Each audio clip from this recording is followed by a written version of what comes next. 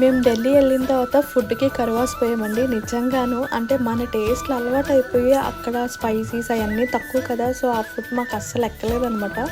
So south Indian tiffins అని చెప్తే order పెట్టాం. మసాలా దోశ ఆర్డర్ పెడితే వాడు మసాలా సపరేట్గా, దోశ సపరేట్గా ఇచ్చాడనమాట. అది చూసి మాకు నవ్వు ఆగలేదు.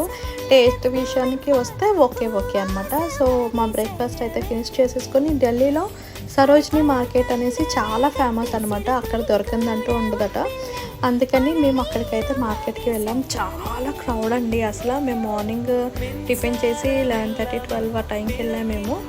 అక్కడికి వెళ్ళేసరికి జనాలు అప్పటికే ఫుల్ ఉన్నారు. ఇంకా మా షాపింగ్ అంతా చేసుకొని ఇంకా లాస్ట్కి ఎలా అంటే ఇంకా అందులోంచి మేము బయటికి రాలేకపోయాము, అంత జనాలు అనమాట.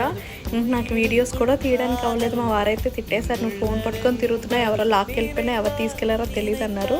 సో ఈ డే ఇలా ఎండ్ అయింది.